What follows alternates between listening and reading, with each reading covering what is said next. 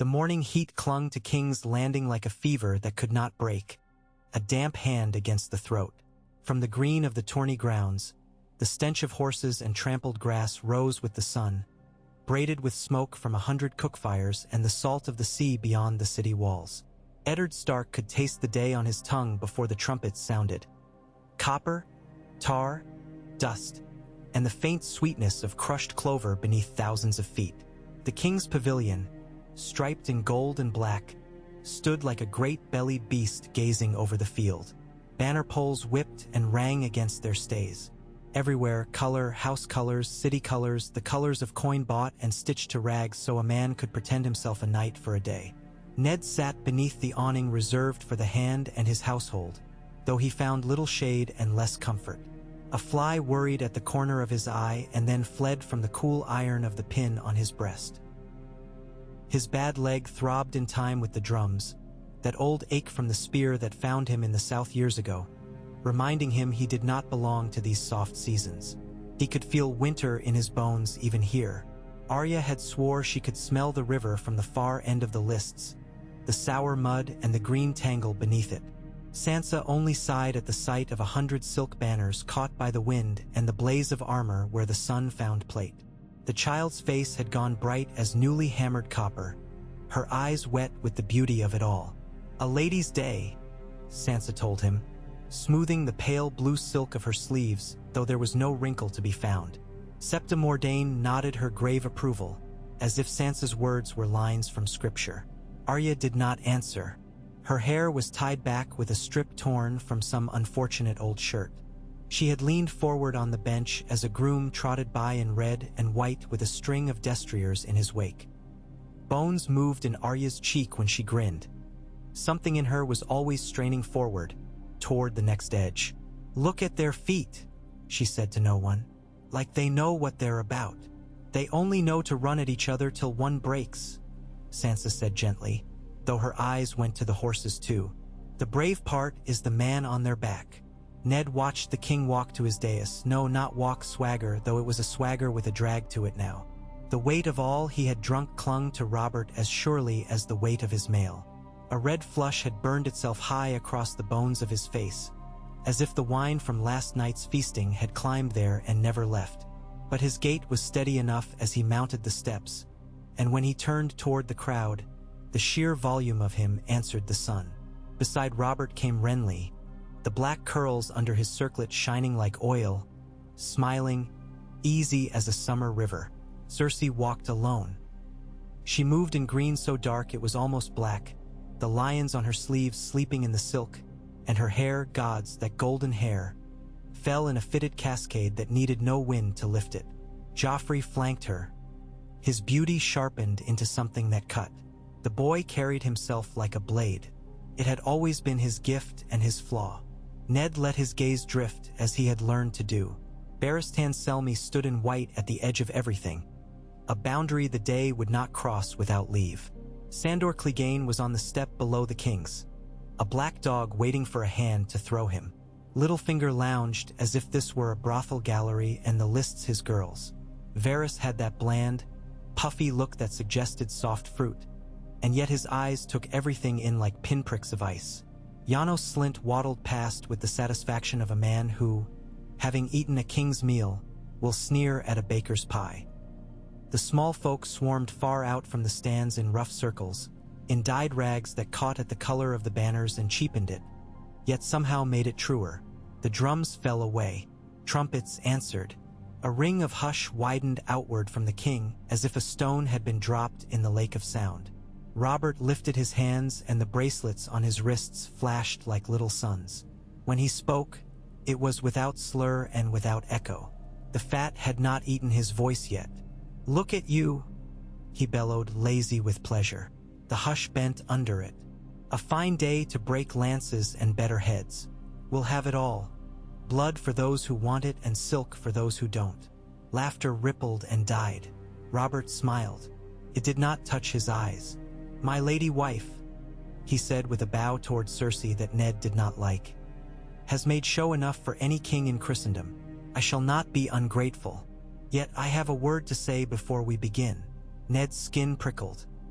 Beneath his doublet, he felt the rub of leather against the little book he had taken to wearing in his breast these past days. The heavy thing of vellum and ink that had belonged to John Arryn. The memory of the dead man's meticulous hand passed over him like a blessing and a warning both.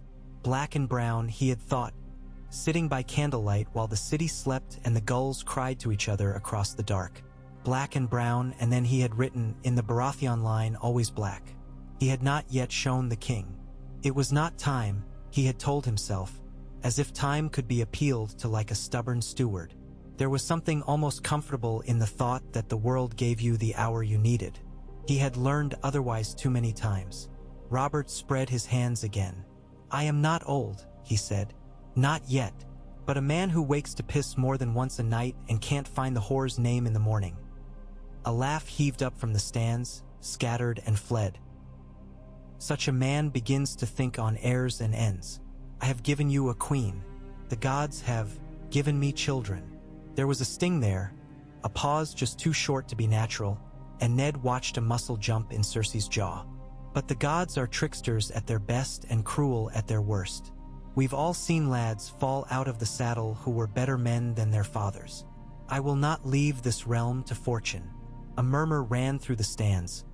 Curiosity, balking, a horse that felt a sudden stone underfoot. Robert drew breath. The heat seemed to thin around him. "I name my brother, Stannis of House Baratheon, Lord of Dragonstone, as my heir. Let him bear the style of Prince of Dragonstone from this day as his right, and let all men know that if I die without trueborn issue of my body, the crown descends to him. I will have no argument on it." If the city had been a living thing, Ned might have said then that he felt its flesh creep. You could almost hear the turn of heads inside the hush. As if necks were hinges, you could almost see the thought take hold, trueborn. The word tumbled down terraces and over benches and into the dry grasses of the cheap seats. It went into the black-lipped mouths of water sellers and up the flared nostrils of horses, whose riders tightened their hands without knowing why. It went between Cersei's teeth, and she bit down on it so gently Ned could have sworn he heard her molars whisper. Joffrey, golden as a page from a prayer book, did not move. Sandor laughed once, very low, then stopped when none others joined him. Renly's smile held the way a sail holds when there is wind still pinched within it, though the mast has cracked.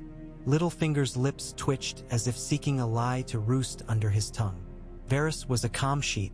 The small folk did what they always did when the world slipped under their feet. They murmured, they gaped, they looked to see which way others would run. A woman in a torn scarlet veil crossed herself with a hand streaked in soot. Two men in the livery of Braavosi factors whispered in each other's ears. Ned thought he saw one cut the air as if slicing fruit. Even in that first instant it became commerce. Words were coins. He had lived long enough to understand it. Cersei leaned toward Robert by a fraction. The king ignored her as if she were a breeze that smelled of crushed mint. Pleasant, meaningless. "Let the banners fly," he roared. "We'll see who breaks a lance for the stag today." The trumpets had the good sense not to bawl straight away. They hesitated, and then, as if obedience were a kind of prayer they dared not neglect, they sang out. The tilts were ready. The knights had not undone their rituals during the interruption. They went to it with the stiff dignity of men who intend to pretend that nothing of import had occurred. "Father," Sansa breathed, the word almost beautiful. "Prince." "Hush," Ned said. It was all he could think to say, and he hated the feebleness of it. His mouth had dried. The words he needed were dry too, paper words, flakes that would crumble if he pressed too hard. He looked to the king, saw the sweat shinier now along the line of Robert's jaw, the weariness that already pooled in the flesh below his eyes. The proclamation had cost him. Robert never counted costs until he had paid them. He was brave that way. Bravery is a poor steward. Arya had gone very still. It was the stillness of a cat on a windowsill when a bird comes into the garden. Her head tilted, her eyes were huge, matching the space inside the hush and giving it back to the day. She was not yet old enough to know what had been done, but she was old enough to feel it. The world had cracked lengthwise and did not know how to fall. On the king's dais, Cersei's fingers found the edge of her chair and curled there. She looked toward Barristan, not long, just a slip of a glance. The old knight stood unresponsive, as if he had grown from the wood he leaned upon and had sap instead of blood. Then her gaze flicked to Jaime. He had not approached the dais, not today. The Kingslayer stood below, among the lords and captains, and the light caught in his hair as if trying to soften him. He did not smile. He was the sort of handsome that wore a man like a mask, and there was no ease in him now, only focus. He lifted his chin just a little, acknowledging his sister from a distance. It was enough. Ned rose as the first pair of knights cantered to their marks, lances in hand. The wood of the bench groaned relief. "Stay," he told Sansa and Arya. "Watch with Septa Mordain." Sansa made a small sound, a protest not meant to be defiance, only plea, and then inclined her head. Arya's mouth hardened to a line that had too many Starks in it for him to fight. He left them both, and the heat hit him in the face like a hand as he stepped from under the awning. The ground had been trodden to a thickness that held boot prints like small graves. He thought of graves as he crossed to the king. "Your Grace," he said low, as if he were laying a garment over the king's shoulders rather than words. A private word. Robert did not look at him. "Ha!" he said, eyes on the field. "Did you see the look on Renly's pretty face, Ned? As if I'd pissed in his wine. Now?" Robert snorted. "Now is when I am most king. After, I am only a man with a cup." Cersei had not moved. She seemed to be carved from the stuff of her own skirts. When the king turned at last to his hand, she turned as well, an adjustment so genteel it was almost obscene. "Is it wisdom?" Ned said, and there was the quiver of the fly again at his eye. "To make such proclamations here?" King Robert grinned, and the grin showed the boar that had not yet torn him. "I have done worse things in brothels," he answered, but one hand tugged his belt up as if he felt himself loosening. "You've been at your papers, Stark. Did you think I would let Renly run the realm when I go to pissing in a jar? Or—" His gaze slid to the boy at Cersei's right, who stared at the lists, lips parted. "Or that I would trust some whelp who doesn't even know how to hold his wine to keep my seat warm?" Cersei's head turned toward Ned. "The king does not require your counsel while blessing his city," she said. "Perhaps you might bless the stables instead. They, at least, are something you northern men understand." Robert laughed, big and cruel and a little hollow. "Ah, wife," he said, "if I'd wanted honey, I'd have married a beekeeper." She did not flinch. "If you had wanted a wife, you would have learned what a wife is, my lord." Sandor Clegane lifted his shoulders as if the day had suddenly grown heavy. Barristan's eyes went to the sky briefly, as if he were measuring the height of the sun and calculating what weather would come of this. "Tonight," Robert said to Ned, too low for the queen to hear, or so it seemed. "Come to me tonight. Bring your book and your frown. I will listen. I swear it." Ned nodded. He did not believe the vow, and he did not care. It was something to bind the day with. He stepped back, and the shadow of the dais passed over him in a wash of cool like the wake of a cloud. The first crash of lances came, and would burst into bright splinters, and men shouted their joy at the break, and the king threw his head back and howled, and for a time, the tourney pretended at being enough. Knights unhorsed and rose, and the dust laid itself against sweaty skin and stayed there, darkening the young and the old alike. A bird scythed down through it to snatch something, a tuft of horsehair, a wing of grasshopper, and was gone. The smell of hot iron from the farrier's tent cut brief and sharp as a knife. Sansa clapped until her palms reddened. Arya slid closer to the railing to see a knocked senseless man breathe again. Septa Mordain counted under her breath, some private penance, and then remembered to tuck her rosary back into her sleeve as if the day would fine her for letting it show. Men hawked and spat and drank from skins that gurgled like babies. Lord Renly clapped when the Knight of Flowers tilted, clapped and smiled and shouted the lad's name when he broke clean, but his eyes went to the dais as often as to the list, measuring the space between Robert and his queen as if it were a yard he might cross if he had the right shoes. The knight from the Vale, Hugh, The one they said had only just had his shields painted, fell badly and bled. It was an ugly seam of red in the light, and the chirurgeons lugged him by his armpits in a way Ned did not like. It was always this way. Death was a dog fed table scraps at feasts of joy. It was not yet a guest of honor. The day struggled with the sight, then shook itself and moved on, as men always do. Gregor Clegane cantered through like a storm with teeth, and the sun loved him because it loved all that shone. The hound watched his brother with a face like iron left in a bucket too long. "Father," Sansa murmured toward Nayland and Mormont and all the men whose names would never be in the songs.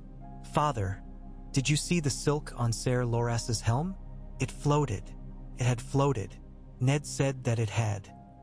He did not say that silk was such a liar. It floated even when the man who wore it sank. The thought was ungenerous and so his. He often found his ungentle thoughts were the only ones that kept him from walking into ditches. That, and the memory of his sister's hand. When he looked up at the king again, Robert was no longer smiling. He was neither this nor that, a man who had lost his place in a tune he himself had started. He rubbed the place beneath his breastbone again, casually, as if it itched. By the time the last tilt had run its course for the morning, the proclamation had soaked through the city like a summer rain. It had run down the hill of the Red Keep and into the gutters, where it caught at filth and moved slowly, gathering weight and stink. It had seeped through Flea Bottom into the cartilage of the day and gone up again like steam into the noses of the highborn. It had gone to the river and rippled there. It had even touched the harbor, where the Myrish sailors turned their heads and said a different word for Trueborn under their breath that meant the same thing and did not. When Ned returned to the shade, Septa Mordane was whispering to Sansa with urgency, and Arya had vanished. "Where?" he asked, but Sansa's face bent under the ache of being who she was and wanting this all to be a play where the people she loved did as they should. "With Syrio," she said at last, and relief trembled the word. "He said he would take her to see the tents from behind." She begged, "Father." He exhaled. Syrio Farrell had a sword with no edge and a tongue sharper than any maester's quill. He would not let his child fall under the hoof of a drunk knight, at least, and he had, thus far, taught Arya to bow to the shape of his lessons even if they were mad. Ned did not like it, but he had given his word. The man's city grace was not his own. He could honor it. "Stay near the Septa," he said to Sansa, and she became radiant, as if he had given her leave to be perfect. He reached and smoothed his fingers once over her hair. They came away with a fine powder of dust on them that he let fall. Away, behind the tents, the city looked back at the Tourney grounds like a skulking beast. The makeshift alleys between pavilions had already gathered their share of lost boys, thieves who had found themselves, brawlers with nothing on but their knives and the heat. Syrio moved among them with easy insolence, a man whose face promised a story, and that was often enough to keep the knives from wanting to see their own work. Arya moved at his side, trying to match his exact steps, and then forgetting to try when she saw a boy with a kestrel on his wrist, and then remembering again when Syrio clicked his tongue. The clink of armor came from everywhere at once. The air was corded with traces of sweat, sweet wine, oiled leather, and urine. They paused where the king's tent spilled shadow like a flag. Voices. Arya recognized one at once. Peter Baelish, the man with the carton of mockingbird smiles. "Bold," he was saying, smooth as the surface of fresh-cut fruit. "A bold king has always been the gift of this realm." "And its scourge," said a softer voice, and Arya did not know it. Varys, she decided, only because she could not see who spoke and because the man in purple silk was there, hands folded around themselves like two plump doves. "Boldness looks so well until it breaks." "Everything looks well until it breaks," Baelish returned. "That is what breaking is." Arya cocked her head. Within, a different laughter ran out. She knew that one. The hounds, rough like a boot over gravel. Syrio touched her shoulder. She stilled. He had a way of finding the center of her without poking it. "Will there be trouble?" the soft voice asked. Syrio's hand stiffened, just briefly, fingers a fraction deeper on Arya's shoulder. There is always trouble. The question is who pays it. You will, if you bring that thing near me, Sandor growled, and a moment later the flap opened and he shouldered out. His eyes fell on Arya and saw her. Syrio stepped a half pace, barely anything, and yet when the hound's eyes went to him they were a little amused. "Little wolf," he said, and did not spit, which was as kindly as the day was likely to get. "Learn to stand where you can see a man's hands." Arya nodded. She knew better than to say yes to advice. It made it taste like milk. She watched Sandor as he moved away, the shine of his hair where it had been burned, the way his body took up space as if it expected the space to argue. Peter Baelish came out a moment later, and Varys behind him, and the Mockingbird man's gaze flickered and landed on her like a coin. He offered her a smile as if they were both doing something wicked and therefore in fellowship. She did not return it. Ned found his way to them later, after he had let the day have him for an hour. He had sat with the Greyjoys and wondered at the way the sea had aged Balon's last remaining son into a man whose face had so little left of boyhood it made him look younger, and nodded to men from the Vale with grief still folded stiff behind their eyes for a knight who would not rise again, and allowed himself one drink of water that tasted of wood. By the hour when the fields whitened with the spent breath of horses and the sun began to show kindness in the angle of its light, the city had already grown its new shapes under the proclamation. Men gathered in knots that were not their usual knots. Gold cloaks in twos walked farther apart than their habit. Old women moved briskly toward the steps with a cocked alertness that made them look like girls. The bells rang for sunset with a raggedness that suggested the bell ringers had been arguing and forgotten the time. Back in the Red Keep, the corridors took their evening cool as a man takes his shirt, laboriously, with thanks and grunting. The shadows had a taste. Ned went first to the chambers the king kept for public grievance and private mockeries. He was admitted at once and left standing among a small forest of discarded cups. Robert was on his feet, which seemed like fortune until Ned saw the set of the king's shoulders. "You told the city," Ned said. "It was not his best beginning." "I told the world." Robert heaved in a breath and let it out as if it might be his last. "You can tell me I am a fool. It will make you feel clever, and gods know I've given you cause enough." Ned closed the door himself and crossed the room. The book came out into his hands when he did. It had been tugging for that all day. The light touched the tooled leather and made a soft shine. Robert looked at it as a knight looks at a loaf of bread after a battle. "What's this?" he asked, and there was a tired curiosity, almost gentle. "Jon Arryn's." Ned laid it on the table between them. "The lineage of the great houses, and the hair they've worn." He marked the Baratheons in his hand. He was reading it in his last weeks. Robert's eyes jerked as if to someone behind Ned. There was no one. He reached and opened the book with a finger that bore a scar he had not always had. A notch near the knuckle one in a boar hunt long before the boar that would matter. "Black of hair, black of hair, black of hair." The king read, the words as flat as unbuttered bread. "Cousins and bastards and strays, black as a raven's back." "Brother, what do you want me to say? That the gods put humor in my bed and sent me flaxen? Or that a man who eats cress every day and shits mint may go mad with the taste of both?" He lifted his head. For an instant, something naked and ugly moved behind his eyes, something with claws and a hollow where its belly should have been. "I am not a fool, Ned. I am many things, but not that. Look at Joffrey. He's beautiful. He has my anger, true. He has nothing else of me I can find." Ned put both hands flat on the table so his voice would have somewhere to stand. "If you believe this, why proclaim it thus? Because if I do it in a room with my hand and a pen, then the queen tears it up with that pretty mouth before the ink dries. Because if I do it on a hunt, I might fall on a boar and my dying breath tastes like wine and berries and lies. Because if I do it before the city, it becomes a wall she must climb in full view of men. I know Cersei. She'll climb. But at least we'll all see how high. You put your brother in a noose and gave her the rope," Ned said, too harshly. He felt the harshness and hated it. "Stannis is not beloved." "Beloved," Robert spat.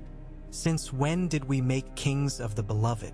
Beloved Renly, beloved wolves in the snow. I have had enough of what men love. They loved Rhaegar well too, if you ask the sweet singers who never had to bury their sons. He closed the book, gentle as if it were a baby. Do you know what Stannis is? He's the law. He's the iron that keeps a barrel from spilling its stinking guts. No man loves the iron hoop. But when the ale's gone sour because there was nothing to hold it, then they howl. Ned felt something that might have been understanding. It was not comfort. She will move against you. She always moves against me. Today I let her see it. Robert took a drink from a cup. He grimaced as if the sweet wine had turned to vinegar. There'll be a hunt. The men are clamoring. If I stay in the city, I must listen to pretty speeches about propriety and succession and whether a king may make kings. If I go out and chase a pig, I command men again and I can think without hearing myself.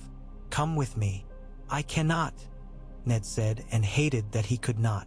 He bowed his head under the necessity. The city needs watching. It always does. Robert smiled, truly smiled, tiredly. You are as joyless as a night with no whore. I am as I am, and I am as I am. He clapped Ned once on the shoulder, a weight that found the old pain, and did not apologize. Tonight, bring me a plan, and send a raven to Dragonstone. We'll have Stannis here with his thick mouth soon enough. Ned withdrew. In the hall outside, Varys materialized as a shadow that had learned to smile. He drifted after Ned like a patient uncle and then caught pace with him as a favored tutor might approach a boy who had been careless with his inkpot.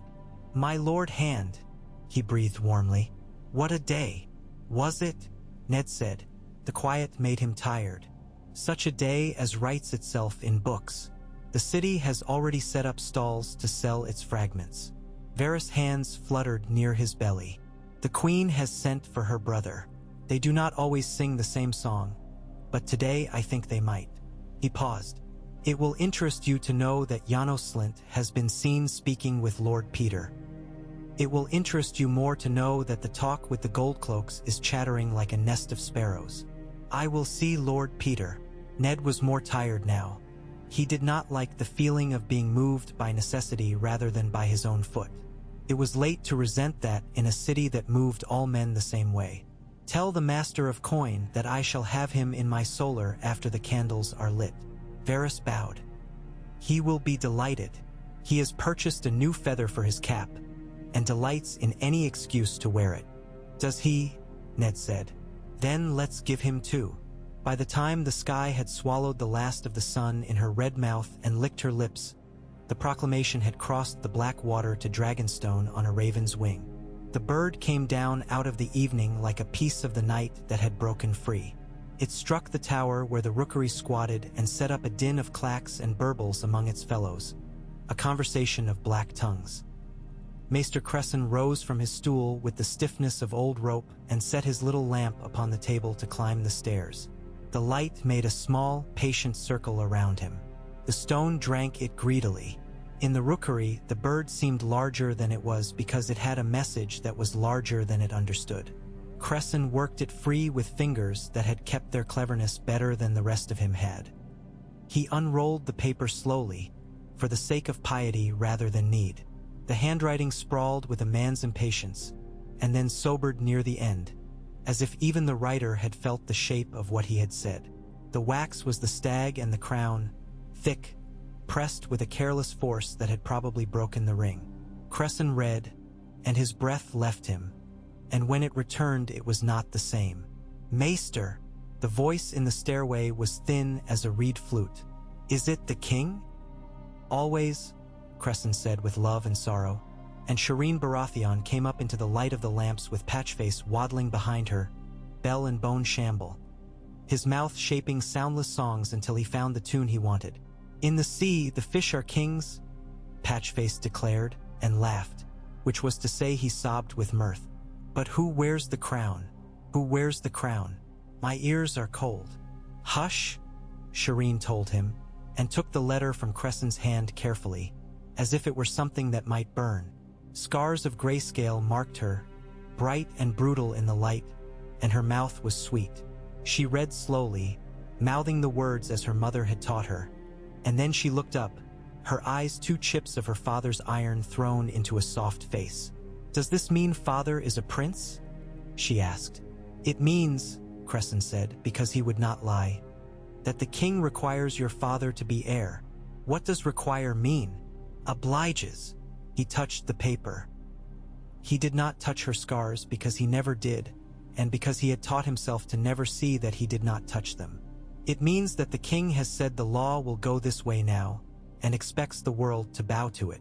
Celis Florent came then, mouth tight, hair like coiled thread. She snatched the letter with a snap that did not quite rise to cruelty. "We heard the raven," she said.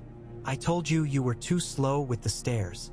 "My lady, there is no slowness in the truth," Cresson said, and she did not slap him for it. It was something. She read, and her mouth opened and then closed, as if the letter had fed her a lemon and she was deciding whether to chew it. "At last," she said, and crossed herself. "At last the gods are moving. He has been blind, and now he has put his hand on the door." Cresson wanted to say that gods do not move for men, men move for gods. He shut his mouth on the thought. He had learned, late but thoroughly, that some conversations were traps built for those who loved habitual goodness. "I must take this to Lord Stannis." "In the morning," Celis said. "He does not like to be woken." She said it very softly, and her face had a hush on it. It was not fear. It was the hush of a woman who had learned that the line between sleep and waking is a battlefield, and that some things you do not ask a man to be brave upon twice a night. "We will pray with Patchface." The fool plucked at one of his bells until it cried. "The king of the sand wears a beetle crown," he chanted. "Under the hills, under the hills." Shireen went with her mother obediently, though she looked back at Cresson as if there was a rope between them that might fray if they both tugged. Cresson stood very still and breathed, counting his ribs like blessings. When at last he touched the letter again, it felt cooler. He folded it. He carried it down the tower and across the keep to the solar, where the lamps were always trimmed and the sea always muttered at the stones. He set the letter on the table and looked at it until his old eyes blurred. Davos Seaworth came by way of the gatehouse with the last of the evening, smelling of tar and salt and the odd clean smell that Coronies resin leaves on a man's hands. He had the habit of making small noise when he walked, humming, clicking his tongue, a kind of low conversation with himself that suggested he had always had to argue the world into letting him do as he wished. The guards knew better now than to bar him. Cresson raised a hand and the smuggler came in like a welcome. "What trouble?" Davos asked, because he was from Flea Bottom where no news was ever a blessing. His eyes went to the letter as a fisherman's eyes go to a net. "Is it the king?" Cresson smiled, a weary fold of the lips. "It is and is not. He is a storm far away whose winds are already under our walls." He pushed the letter. Davos read, lips moving, and then drew in breath through his teeth as if he'd been nicked by something. "On the Tourney ground?" He looked up. "He said that before the lords and the small folk both? So it seems. Then he has nailed the plank to the mast," Davos said. "And any man who jumps now drowns in the same sea we sail. Gods be good." He scrubbed a hand over his face and left resin across the roughness of his jaw. "He means it, then. Not a drunk's vow." Cresson said nothing. He was tired of designing the inside of other men's minds from a distance. "We will wake Lord Stannis. He knows already," came a voice from the door. It wore gravel like a cape and stubbornness like mail. Stannis Baratheon stood with his hands locked behind his back, as if he were having them kept there by a pair of jailers you could not see. His eyes were the color of old water. He looked at the letter and did not take it. One of the torches guttered then, and the light made him colder, which was not thought possible. "My lord," Cresson said. "My king has found his wits," Stannis said, and it might have been a joke if it had not been Stannis. "Send ravens to Storm's End, to King's Landing, to White Harbor. I will have letters to my bannermen before dawn. I will have my account books. This is a matter of grain and spear points as much as gods and law. The queen, Davos started, will do as she was born to do, Stannis said, and try to bite through iron with her white little teeth. He walked to the table then and set one finger on the folded letter as if to hold it still. We will not make her work for it. We will make her bring her work into the light. Cresson bowed his head. He remembered a boy whose mouth had never learned to smile because no one had taught it how. He remembered a gaunt young lord who had eaten thin soup beside a dying garrison and counted bolts. He remembered a man who had loved honor like a weapon and like a wound. He loved that man still, and it did not make the night warmer. "My lord," he said after a pause stretched until it hummed, "the city is a kettle. Fire loves kettles." Stannis' gaze broke from the letter then and found the old man's face. It softened by an infinitesimal hair's breadth. "I will not be scalded," he said, not to boast, but the way a man tells himself the weather will break if he only endures it. "Davos, ready the fury, shall have provisions by noon. I will sail on the evening tide." "You should let her gather strength," Davos said, practical as always. "Your lady wife will want time to count candles." "My lady wife makes a religion of time," Stannis said dryly. He had grown. Stannis did not always notice his own growth, as a tree does not. "I'll have what I need from the sea. The king cannot hunt for long. The city won't let him. The queen will bring wolves into the bedchamber and claim they are dogs. I will be there to tell her the difference." Davos was already counting combinations in his head. Cresson watched them move behind his gray eyes like beads along a string. "We'll need to hire on hands from the city, if we can trust any. And a word with Salador-san. He always likes a king's business." "Tell him it is a prince's," Stannis said, a shadow of bitterness in that second word, as if it tasted of old iron. "He'll still like it, and it will cost me less." Cresson poured wine then, because that is what old men do when events outrun them. They measure comfort into cups and hope it is not water. He offered it, the last press from Arbor, and Stannis accepted, a slight nod. "For duty," the Lord of Dragonstone said, and drank it as if it were a draught to clear phlegm. Davos pressed the cup too briefly to his lips, and then set it down with the air of a man not used to such quality and suspicious of it. Cresson let the last cup stand before him.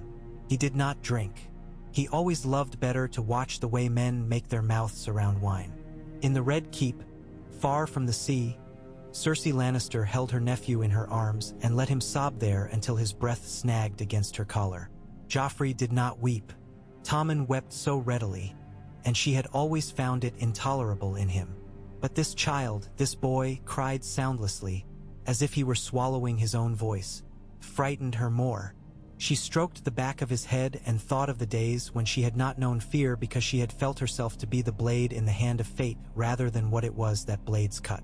Those days had not lasted.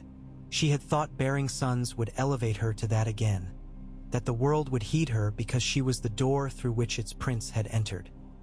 Now Robert had reached down from the dais and pressed his boot upon the throat of that hope. He had not even swayed. Jaime stood at the window and threw a coin to the square below, not because he cared for beggars, but because he wanted to see how it fell. "You knew he was capable of it," he said without turning. "He likes to smash things. It makes him feel like the man he was when he smashed Rhaegar." "He was a better man then," Cersei said, and felt Joffrey's breath even out into a bright, shallow rhythm. She lowered him to the cushions carefully and covered his eyes with her palm. He relaxed. "He is emptied now. The drink has scoured him from inside." She looked at Jaime. "He means to kill us by law." Jaime smiled faintly. "Men have tried worse roads." Cersei stood. Her gown fell like water. "You will go to Janos Slint.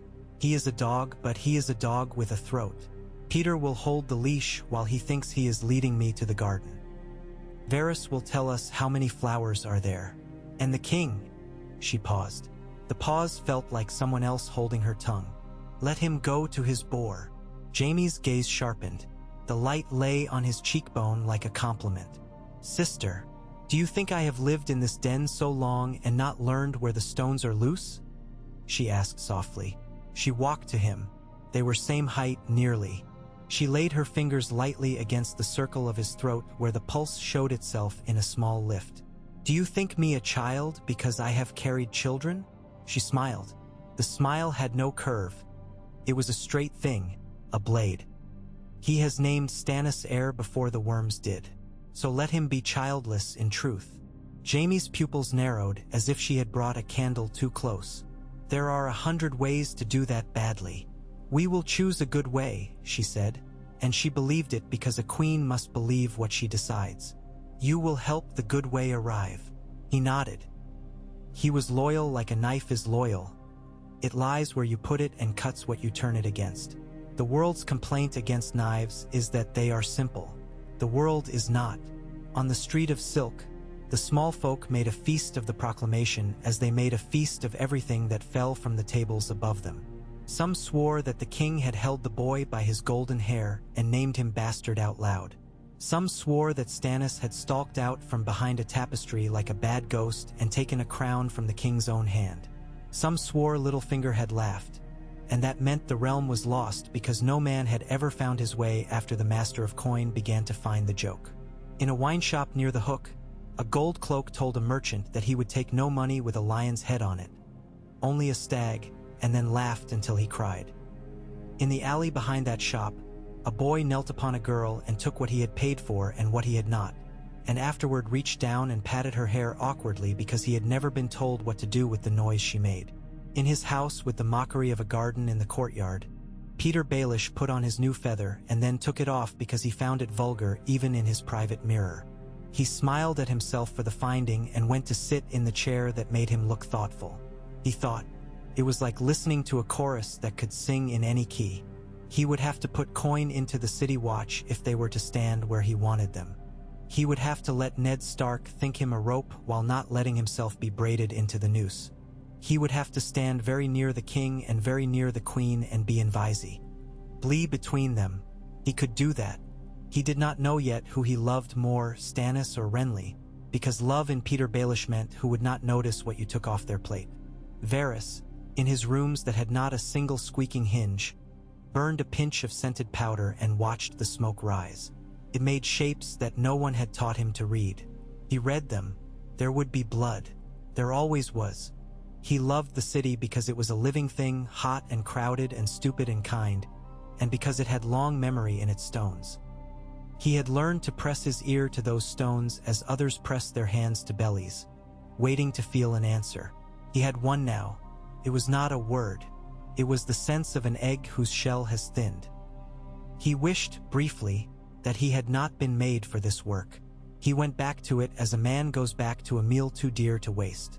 Night unwound itself across King's Landing with that sluggish grace of late summer. The moon came up like a coin. Ned Stark stood again in the king's chambers and set his book upon the table like an offering. Robert heard what he wanted to hear and did not hear what he did not. He signed an order to call Stannis to court and wet the seal with wine by accident and laughed. They spoke the old words, oath and duty and the shape of the law. They said the queen's name only when they had to. When Ned left the king, the corridors were darker still, but not yet dangerous. He walked the long way to let his thoughts find him in different lights. The White Sword Tower was quiet. A guard, Preston Greenfield, nodded to him as he passed, then looked a beat too long at his own hand as if it had done something without permission. The night air, when it found Ned again in the courtyard, had a taste of iron to it. He could not tell whether it had rained far away or whether the city had bled the smell. He breathed it anyway. He thought of Winterfell if only because men from cold places dream of hearth fires the way men from hot places dream of water. The pain in his knee sang to him. He listened and did not answer. In a narrow chamber lit by one candle, Renly Baratheon sat with Ser Loras Tyrell, and the boy had his hair unbound and his fingers on a harp that did not yet know responsible songs. Renly poured wine into Loras's cup and then into his own, and kept pouring when the cup was full and smiled when it spilled, and ran his thumb through the puddle and then, because he could not stand a mess, wiped it away with a sleeve that cost more than some men made in a season. "He thinks Stannis will keep the crown for him," Renly said, the words light as the wine was not. He thinks he can put the iron on that man's head and get it back when he cries uncle. He forgets Stannis has no uncles. Loras made 2 notes that were kin to each other and not in love.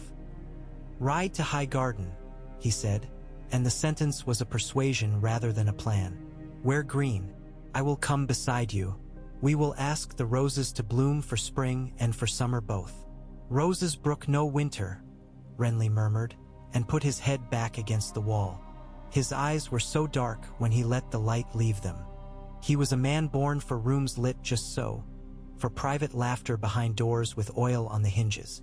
He was not made for fields and numbers and the way rope feels in a hand that is tying a thing that will hold.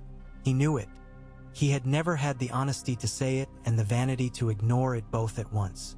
It made him dangerous in a way he did not yet comprehend. "If I go," he said finally, "I will not be coming back." "Then do not," Loras said. His voice did not tremble. His eyes were green as fields seen from a hill. "Some choices are kind for you and cruel for others. Some choices are cruel for you and kind for others. This one is kind for us both." He smiled. He made it like he was giving alms. "Let Stannis keep his iron hoop. We will bring summer where law brings axes." Renly laughed, helpless for a moment before himself, then wary of it.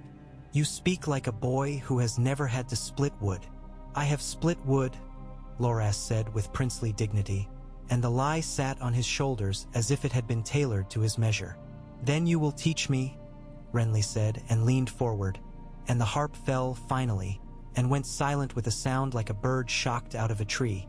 Barristan the Bold wrote in his book of white pages with the little careful hand of a man who has lost the habit of confiding in those who look him in the eye. "Night and duty and honor and the day's injuries," he wrote, and paused when he came to the part where a king names a brother heir and forgets his sons. He did not think the king had forgotten. He thought the king had remembered very well and was building a thing out of the remembering.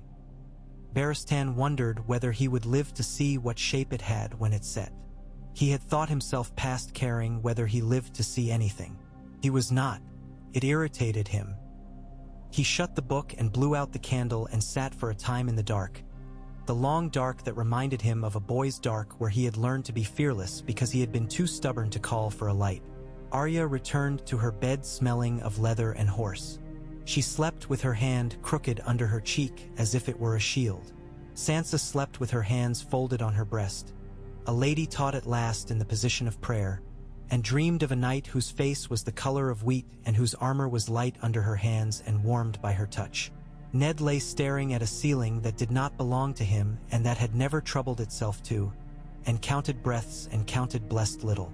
The sept bells rang vespers. Somewhere in the city, a child cried and did not stop at once, and then did. Before dawn, ravens fled Dragonstone like thoughts, black, bitter, arrow-straight. Cresson stood until they were gone, and then leaned his head against the cool stone for the length of a prayer. By late morning, men were hitching oxen to wagons within the castle walls. The sea hissed and licked. The Furies' lines creaked and answered. Davos had the look he had when he stood between hunger and a ship's hold full of onions in a city that wanted to die and would not. Stannis had the look he had when he stood between a law and a man who did not wish to be governed by it. Both were stubborn, and stubbornness is a kind of faith. In King's Landing, the king made ready to hunt, and the queen made ready to speak to wolves in men's clothing. Peter put on a feather and took it off. Varys burned another pinch and asked a prayer of no god. Renly wrote a letter and did not finish it and left it folded and unsealed upon his table like an apology. Sandor sharpened his sword and thought of his brother and tried not to taste ash in his mouth. Sansa woke and tried to remember which dream was the right one, and Arya woke because she always woke when someone tried to move quietly in the hall, and it was Jory Castle going to his men with a face that made her stomach drop because it was not yet used to this new day. Before midday, a whispered game began among the children of the keep. It went like this. One child would be the king and stand on a stool and name a brother heir, and the others would pretend to be lords and cry out approval or jeer, and then someone would pull the stool from under the king to see how well he landed. A kitchen boy laughed too loudly and was cuffed by a cook. The boy sniveled and then practiced falling better when the cook's back turned. The game had a name by afternoon. They called it the Stag's Step. Ned went to see Littlefinger with the book in his hands because it had taken to being an extra limb and because Peter Baelish would love it and hate it both. The Master of Coins smirked and said he had predicted it all. He offered the city watch with a half shrug, as if swords were pomegranates he had enough of in his garden. Ned, who had spent his life in places where men did not offer you swords unless they meant to buy your throat with them, said he would consider it. Peter's eyes shone. They were not the eyes of a lover or a liar. They were the eyes of a man watching a wheel spin and believing he could make it stop between two numbers if he whispered right. Ned left feeling dirtier than when he had come in. It was not the first time, and he suspected it would not be the last. When evening came, the sky took the day down into the harbor and washed it in the water until it was pale enough for sleep. The king rode out by torchlight, laughing, and the men who went with him shouted at shadows as if they were already a little drunk. Cersei watched him go with the same face she had used when she watched her children learn to walk near stairs. She stood very still and did not touch the iron rail. Jaime stood a pace behind her and did nothing because that was his habit. It had long become a skill. On Dragonstone, the Fury drew away from her moorings as a great ox draws a plow, reluctantly and with purpose. Stannis stood at her prow with his jaw set and his eyes on something only he could see. Not the city ahead or the sea, but the thing between them that men sometimes call destiny and sometimes call debt. Davos moved among the men and found their hands with his own and learned their names because he could not ask a man to bleed his name into the deck without offering his first. The wind took them, not kindly, not unkindly. In the city, the small folk drifted toward taverns and toward their beds. In the Red Keep, the women were meant to do the same. Sansa lingered by the window in her chamber until Septa Mordane cleared her throat. "Your prayers," the Septa said gently. "Our prayers," Sansa corrected, also gently, and knelt. As she spoke the memorized words, she found herself adding one that was not hers, a small, childish coin of speech. Let it end well. She did not yet know what it was. She only wanted it to be well. Sometimes the small coin is the whole fortune. Arya watched a moth beat itself to death against the candle's shade and felt a flare of savage pity, and the more savage thought that sometimes smashing your head against a thing makes you know what your head is made of. She blew out the candle with her fingers pinched near the wick so she could learn the heat and not fear it. Pain bit her and let go. She grinned in the dark. Ned lay down and did not sleep. The book lay on the table at his elbow like a silent friend who has said all he can and can do nothing else. Jory's voice came at the door when the moon had climbed to the height of a man's anger. "My lord," he said, "a message from the city watch. Janos Slint requests audience." He said requests the way a man says threat when he is trying to keep the room calm. "Tomorrow," Ned said to the dark. Then he said, "Now, because there are some things tomorrow will not accept from you. Send him up." Outside the walls, the night worked at its slow labors. Rats in grain bins, cats thinning rats, men snoring into wine and men looking at coins and weighing whether loyalty was worth less silver than treachery would bring in gold. On the roads beyond the city limits, a boar lifted his snout and snorted at men's smell and went on with his feeding, which was acorns and roots and the little thrashings of a world that never slept. Far on the dark water, a warship took the beat of her oars and moved to keep a promise no one had been polite enough to call by that name. When dawn came, it came with a tremor. It touched spear points in the armory and kissed the dust motes in the Queen's solar and turned the river into a long sheet of dull pewter. A raven took wing from the Red Keep with a message that said only a place and a time.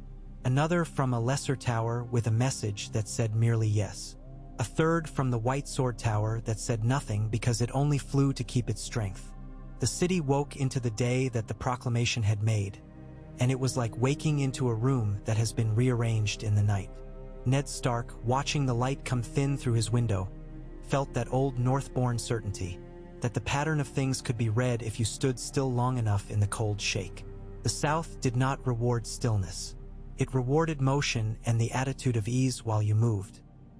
He fastened his belt anyway, and he put the book away, and he went out to see what the day would require of him. The song of ravens cracked open the sky like brittle bone. In the hall, Sansa curtsied to him as if she had remembered a new step. Arya rolled her eyes and then pretended she had not.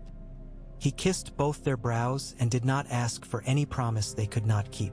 Sometimes a father must make do with watching. The king was not yet back from his hunt. The queen was at her prayers. The brothers of the king were at their reckonings, one with ships, one with a harper. The men who would choose what to be were at the hinge of choosing and did not know it. The city held its breath, waiting not for the next trumpet but for the next word that would make one man heir and another a treasoner, one woman a mother of princes and another a barren queen in truth. It is a hard thing to wait and not know the language of what you are waiting for. The city does it every day and will outlive kings who cannot. By noon, the first of Stannis' letters reached Storm's End. By evening, a rumor came back that men were sharpening axes in the bear's den down near the Mudgate and saying they would not pay taxes to a boy with yellow hair if the king said iron must rule. By the next dawn, a fisherwoman turned up a silver stag in her net and argued with her husband about whether it was an omen or a bribe. By sunset, a man who wore a lion on his breast and a smile under his beard put a satchel under a table in a tavern and left without having drunk his ale. And over it all, like the wide scrape of a whetstone across something that had already been sharp and intended to be sharper, the king's words lay on the city's tongue. Stannis is heir. If I die without trueborn issue of my body, hear me. The city had heard. Hearing is not the same as heeding, but hearing is the first step in any obedience, even the disobedience born of fear. The day leaned into evening again. The air broke with the smell of torches catching. The drums remembered their uses, and somewhere out beyond the walls a pig lifted its head and turned in the bracken as new men came down the path, laughing, and went by without seeing it. The boar stood a time in the quiet they left behind, and then went back to his business. The world kept its own counsel as it always had. Ned walked to the stables, because sometimes the only answer to statecraft was the honest smell of horses. In a stall, a mare with a white slash down her face turned her head and breathed warm on his shirt. He put his hand to her forelock and steadied it, steadying himself, and thought of a girl he had loved and a promise he had paid for and a country that had never asked to be tamed and was more stubborn than any king. He felt, without surprise, the small cold hand of fear set itself just inside his ribs and curl there. He bowed to it, an acknowledgement of a companion and not a defeat. Then he straightened and went back into the gray that would be the next night, which would have its own vows to demand. The fury took the last of the day into her dark. Stannis stood and counted sail and spar and stayed quiet, because the sea had no use for speeches and a ship obeyed no king but her captain. Davos hummed and did not notice he did, and below decks a boy was sick with the thought that he had wanted this. Patchface sang on the walls of Dragonstone about crowns of fish bone and thrones of eel, and Celis murmured to her gods that are new to most and old to her as grief. In King's Landing, Cersei bent to whisper in Janos Slynt's ear, and Renly bent to whisper in Loras's, and Littlefinger bent to whisper to his own heart about the price of everything. Varys watched the whispers as if they were dust motes and wondered which had weight. The king rode through scrub with men who were brave and men who were good and men who were only together with him because they could not be elsewhere. He laughed and wiped sweat from his brow and told a coarse story he'd told 100 times and believed sometimes that it had been true the 5th time and sometimes that it had been true the 23rd. Sansa went to sleep with her hands folded and did not dream. Arya went to sleep with her palms on her ribs, feeling the rise and fall, as if learning her body as a weapon or a vessel. Ned did not sleep and then did, and in the hour just before dawn he dreamed of Winterfell, a quiet courtyard, a boy with a wooden sword who looked at him and was no one he had known in life but had his father's mouth, and when the boy spoke, his voice was his own, saying, "Wake." He woke. The day that came had been shaped on the dais before the lists, before 1,000 eyes and more ears. It would be shaped again. Swords would have their say. Letters would have more. Somewhere in the city, a candle guttered and caught again, and the light it gave was a little different for having almost gone out. It is like that, Ned thought, and rose into the morning the king had made. Janos Slynt came in as if the door had bruised him last time and he meant not to let it again. He made a half bow that let his belly take the honor meant for his head. His eyes, small and black as wet pebbles, ticked over Ned's table and the chair and the window and the book on the table as if all might be gold in disguise and worth pocketing. "My lord hand," he said, and his smile showed teeth that had the look of coins a pawnbroker has handled too many times. "The watch stands ready to serve his grace, as ever." "Does it?" Ned kept his tone even, his hands open upon the table. He had learned long ago that some men only trusted the palms you showed them, never the words you offered. "I've had word the streets took some stirring after the king's proclamation. Sparrows flutter when a hawk shadows them," Slint said, pleased with the analogy. "Our men shooed them back into their nests. There are always a few who think to profit from a crowd's confusion. We taught them the watchword." He grinned. The watchword was stop. Ned let it pass.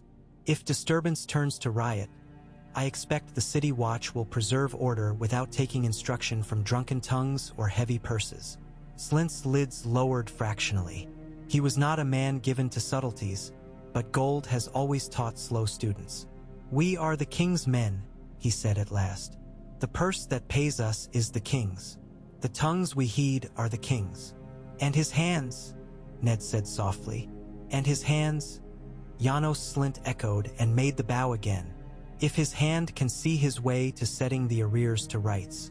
There has been delay, my lord. Men who are not paid begin to hear strange music. Better to keep them marching to the drum they know." The old stark impatience, that winter plain thing, rose like a cold draft under Ned's breastbone. "You will have wages for the month," he said. "On time." He kept a breath, then another, and looked at Slint so that the man must meet his eyes. "You will also have my word that any watchman who listens to the wrong song will have his ears for it." For a heartbeat something in Slint hardened, like fat cooling. Then it went soft again. "Aye, my lord," he said. "My men are loyal. I would not let them be otherwise." Ned dismissed him with a nod. The door closed and left a smell of sweat and varnish behind it. Jory stepped out from the corner where he had been one with the dark and breathed as if he had only now given himself permission. "He stinks of Peter," Jory said. "He stinks of his own appetites," Ned answered. "And Peter is the man who brings a platter when he smells hunger. Send word to the vaults.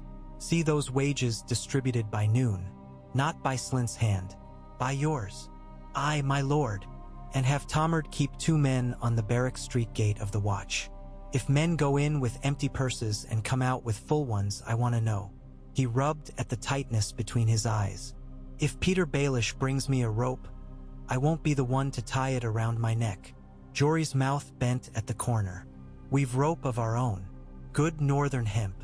Let's not test whether it suits our throats better." He let the weariness come and go in a single exhale. "Where are the girls?" "In their chambers. The septa has Sansa reciting the 7-pointed star until her tongue falls out. Arya, Syrio Farrell has her dancing down corridors he has no right to. He says he's teaching her to hear the stone underfoot. He asked if our stones were as honest as Bravo's. I told him our stones don't gossip." Ned's mouth twitched despite the heaviness in him. "Let him teach. She will need to learn where to put her feet." He looked to the window where the light was going brass. "We all will." The king did not return at vespers. The bells rang anyway because bells keep the time men mean to ignore. Cersei's ladies went to and fro with silks and soft slippers and whispers that had knives folded in them.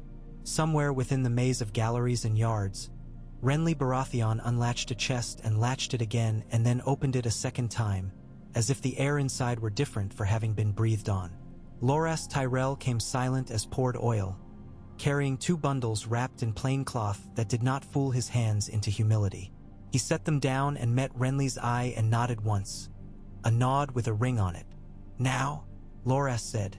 "If I wait, I'll be the prince of nothing," Renly murmured. He smoothed a finger over the plain cloth, feeling beneath it the shape of a circlet he had made long ago in green gold and not for wearing. "He's named Stannis. He did it before all the city. If I stay, I must either pledge to my brother with a smile thin as a blade or quarrel with him inside a house built on his temper. Highgarden's roads are broad. The Reach knows summer when it sees it. He tried on a smile and then put it aside. And if I am a traitor, better a traitor with a host. You won't be a traitor until they decide the word suits them, Loras said coolly. Words follow banners. And banners follow bread, Renly returned. And wine. And kisses. He picked up the plain-wrapped bundle and felt its weight settle in the pit of his throat. I will speak to Lord Stark first. He's honest, the sort of honest that makes other men's teeth ache. He'll tell me to seize the queen and the children. He'll tell me to do it for the good of the realm. And then he won't help me. Then don't ask him, Loras said, and there was youth in it. The easy bravery of men who have not yet had their ribs broken by the wrong choice. Renly went anyway. He found Ned in his solar with the book shut at his elbow, as if the thing had been talking too much. You should take them, Renly said softly after the courtesies, as if he had learned ventriloquy for the sake of the moment. Cersei and the boy, tonight, before the king returns. Once Robert comes back gored and drunk and sorry, he'll soften. He'll reach for his cup and his old memories, and the day will go with them. Take them now. Ned studied him. Renly had the beauty of a man already half in love with his own success. He had not yet learned that success is a flirt and leaves you when you sleep. You said you would not come to me, Ned said. I also said it would be wrong to, Renly replied with a flash of teeth. I never promised to be right. I promised to win. You promised yourself, Ned said. He stood and the pain in his knee flared. He did not let it color his voice. Cersei is the queen. The boy is the king's son by law if not by. He glanced at the closed book. By law, we do not seize queens and children. We summon their men and their papers. We take their perjuries and we break them with the weight of true writ. Writ doesn't bleed, Renly said. Men do. You name Stannis heir in a hall with a lot of words and then you let the queen bring steel into the chamber with her smiles. If Stannis comes, the city won't hold still for him. It will bite him with 1,000 little Lannister mouths. You'll have law. The Lannisters will have knives. And he stopped himself. And you will have roses, Ned finished. Renly's eyes flashed. Whether with anger or amusement Ned could not tell. The Reach loves a pageant, he said. Stannis loves a grim tally of grain. Choose which the realm will follow. And for the gods' sake, send your girls away. If you won't be hard for the city, be hard for them. Ned turned his gaze to the window and the stripe of sky pressed there, thin as a blade. I will put them on the next ship for White Harbor, he said, a decision clicking home like a well-made lock, with an escort fit for princesses. Not princesses, Renly said, and then flushed, remembering. Stark girls. My tongue outruns me. Let it outrun you all the way to the river gate, Ned said, and he almost smiled and didn't. Go, Lord Renly. If you're to run, run before the dogs wake. Renly hesitated a fraction. You think I'm a dog. I think you're a stag who likes the green, Ned said. Go. Renly went. Loras waited in the shadow like something growing there, and when his lord came out, they did not speak, because lovers are always speaking before they open their mouths. They moved like men who had rehearsed it, and perhaps they had. By the time the moon had thinned toward the west, hooves were already beating a path toward Bitterbridge. On Dragonstone, the sea made its own drums. The Fury's hull talked to the water in the old language of creek and slap. Stannis kept the prow and kept his silence and kept his face, which is a thing some men lose at sea because they take up a different one to talk to the wind with. Davos came, his cloak salt-stiff, and leaned beside him without ceremony. She'll show her teeth, Davos said. It was not a question. Cersei has nothing else, Stannis answered. The wind pulled his words backward. Besides, the Lannisters have always thought themselves a mouth. They speak as if speech were the world. Words are sails, Davos said. They don't move you if you haven't masts under them. Stannis's jaw shifted, a motion like grinding meal. I wrote to Barristan Selmy, he said, and to Pycelle, though I'd rather write to the moon. To Janos Slynt, too, though I'd more gladly write to a dog. The king gave me Dragonstone years ago, Now he has given me the style that belongs with it. There is no law that lets a woman take a style back because it makes her teeth ache. Davos watched Blackwater's mouth, where the lanterns pricked the pre-dawn like the eyes of low beasts crouching. The law's a net, he said, not cheerfully and not uncheerfully. Men drag it where they want and say the fish swam there. Then I'll drag it, Stannis said, and any man who cuts it with his little knife will find he's tangled it around his own ankles. They moved into the estuary as the sky went from iron to tin. Gulls shrieked as if startled by the city anew each morning. Downriver, a lighter drifted sullenly with her load of timber.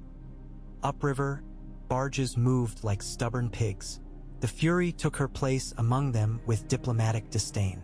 The oarsmen pulled, backs bowing and rising as if praying without believing. In King's Landing, Lancel Lannister held a wineskin as if it were a trophy and not a lance to be used. He offered it whenever Robert's cup put breath between him and the world, and he flinched only once when Barristan Selmy's eye fell on him for a heartbeat. The old knight said nothing.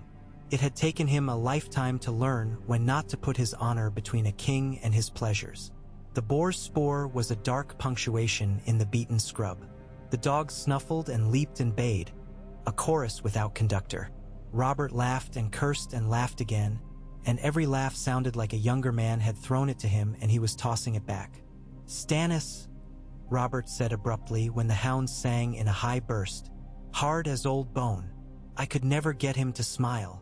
He grinned himself, tried once by pissing in his boots. He held them up and said, "They're wet, Robert," and that was the most I got out of him that year. Renly would have laughed at that. Renly was déjà vu of laughter. You knew the taste of it before it came. But Renly was already a dark road and the chink of harness far away. Lancel tittered. Barristan said, "He keeps men straight. He keeps the barley counted," Robert returned, "which is as good. Gods, Barristan, do you remember the smell of the trident? The bloom came up out of it. That's the word. Bloom. Blood went into the river and flowers came out. It smelled lovely for a day and then like rot for a season. I remember the king you killed," Barristan said, courtly as a sword held true to the line. "So do I," Robert said, and for a moment the cup was not in his hand and his hand was not a hand. He was beautiful. It's a terrible thing to kill beautiful men. They break wrong. Lancel edged close again. "A cup, your grace? To wash that ugliness back down into yesterday." Robert took it. The wine slicked his lips and then his throat. He grimaced and then blinked as if he liked the grimace. Somewhere ahead, the dogs bayed low, a bass sound like a door under a shoulder. Men shouted, not consciously. Sound burst out of them like dogs themselves. The boar's head came up out of the scrub like a knot of roots sprouting eyes, and then it was not roots, it was the thing itself, made of muscle and rage and the certainty that it need never apologize for the way it carried death on its face. "Ho!" Robert cried. It was a joyous, boyish sound that had not come out of him in years. He kicked forward. The men who loved him best could not reach him in time.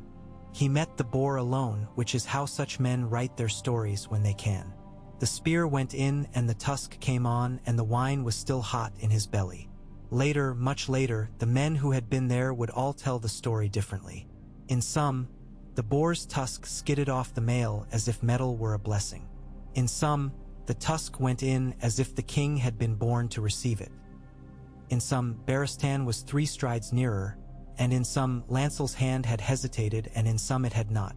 In all of them, the king laughed once, or swore, or did both, and the boar died. In all of them, the king lay down, and the wine ran out of him, and the old sun laid a hand on his face. Before the sun had climbed to noon, riders were pounding back along the road with a gibbering of dust at their heels. The first news reached the river gate in a breath and crossed the city faster than a bird flies because men who carry calamity are given way even by those who would trip a friend. Ned was with Pycelle then, drawing from the old man a list of drafts ordered in the past week, and hearing more about Fennel than any man had a right to, when Jory came and did not bother with the pretense of knocking. "My lord," he said, "the king is hurt." Pycelle made a sound like a cupboard door. He rose in a dignified panic, which is to say slowly and with waving hands. "This is the hour for the milk of the poppy," he said to the heir, and the heir did not answer him. Ned moved before the words had finished their first stumble out of the maester's mouth. The corridor outside had already begun to fill with rushing servants, with a page tripping over his own legs and a woman who hadn't taken her apron off since dawn. The air tasted of kitchen steam and something like fear, which in a stone place always smells a little of burnt tallow. He went through them and the guards let him, and the red keep took him down and down, out across the yard, where the heat lifted like a veil, and into the shade of the king's apartments, which had already been made low with 10,000 unspoken things. Robert lay on the bed that had always minimized him. When he laughed in it, he looked like a boy playing king. When he slept in it, he looked like a man who had counted himself out loud and lost the number. Now he looked like a man trying to be two men at once and failing. The one who had chased boars once and broken princes once and drunk casks and kissed women, and the one who had grown heavy and impatient and greedy of a peace he did not know how to command. Blood made a dark ribbon under the sheet and pooled toward the low place, as all things do. Pycelle fussed at his flank with fingers that trembled as if thrilled, and Cersei stood a pace back with her mouth a coin. Joffrey stood at her side, very straight, very beautiful, very hungry. Barristan had the king's hand in his for a moment and then let it go as a physician lets a hand go when he has finished counting. Varys was there, the smell of his perfume subtle under the copper. Littlefinger was not there. Jaime was not there. Ned took the king's other hand. Stark, Robert grunted. He tried to grin and the pain grinned instead. "You should see the pig." "I have seen you," Ned said. "That will do. They claim I was drunk." Robert's eyes rolled to find Lancel, who was not in the room. "I was. But I've killed boars drunk before. This one had it in for me," he hissed when Pycelle probed. "Quit it, you old ass. It won't so." "It will not," Pycelle agreed, breathless as if congratulating his own diagnosis. "Milk of the poppy." "No," Robert said. "Not yet." He found Cersei then, and even in that hour he had the old hurt, the old anger, the old wanting to be pleased with her. "You'll put on black," he told her, and she pressed her lips together and did not answer. "You'll weep. You're good at it. Make the city believe you loved me. That'll be the best trick you ever played." He turned his head to Ned, dragging his own face across the linen as if he would scratch the pain off on thread. "Where is Stannis?" "On the Blackwater," Ned said. "His ship makes the river now. He will be here by afternoon tide." "Good," Robert said, and for a heartbeat the boy came through.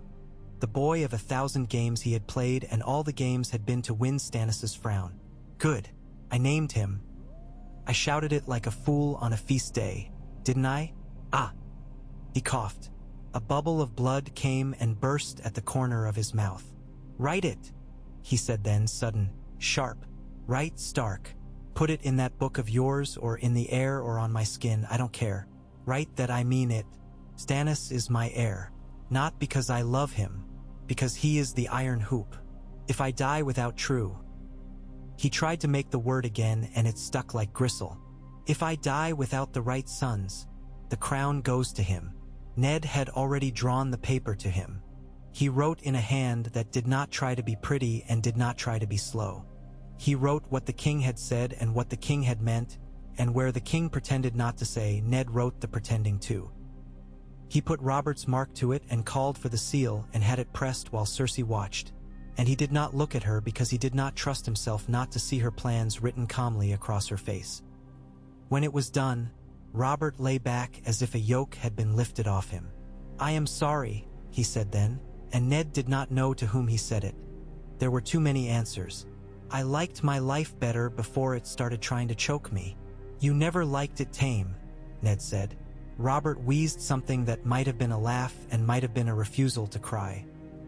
He let Pycelle dribble the poppy between his lips then, and the room softened at its edges, and the king's eyes went half-lidded and strange. "Stay," he said thickly. "Stay until Stannis comes. If I sleep and wake in..." Laughing, the words blurred. "If I sleep and wake..." I'll be angry to find I'm still here." He gave himself to the drug. Cersei turned then, drawing the room's attention after her like a net. "This writ," she said, and there was civility in it like lace. "It will be guarded, for the realm's peace." "It will be read," Ned said. "By the council," she answered, "when we are all together. You are tired, Lord Stark. Send your girls away if you must do something. Mothers do not sleep easily when a city changes its clothes." Varys murmured something agreeable and neutral, as if he were buttering the day. Barristan lifted his white head and looked to Ned with a soldier's question. "What now?" Ned put the writ in his sleeve. His hand shook a little, and he was not ashamed of it. "Jory," he said at the door, "bring Tomard and Varley. I want 6 of our men outside this chamber and 6 more in the corridor beyond. No one takes this door on the strength of their whisper." "Aye, my lord." "And send for Ser Barristan," Ned added, though the old knight stood within his sight. "I'd speak with him as though he were not here." It earned him the ghost of a smile. By the time the Fury put her long nose against the keys and sent shouts across the water, the Red Keep was a hive. Stannis came ashore with no pageant at all. A short column of men in plain mail, the Lord of Dragonstone in austere black with the crowned stag and fiery heart Celis, had insisted on stitching at the breast with a hand that did not know beauty but knew fervor. Davos went at his shoulder, rings heavy in his absent fingers where the king had taken knuckles years ago and given him honor by other means. They went up through the fish market with the smell of scales and the heavy sweetness of the day's last melons. They went under archways where boys with knives looked at them and weighed jokes they did not quite dare. They came to the river gate, and men there recognized what a seal means and opened, because gates swing better on orders than on arguments. They crossed the mud of the outer yard, the dung baked into it like spice, and the men at the barbican saw Stannis' face and put their hands down from their spears, because there is a look that tells you the man before you will not move for you and you should save your arms for pulling him on your side. In the keep, Lannister men came like red wells opening and closing in the corridors. Gold cloaks paced in their pairs, voices low.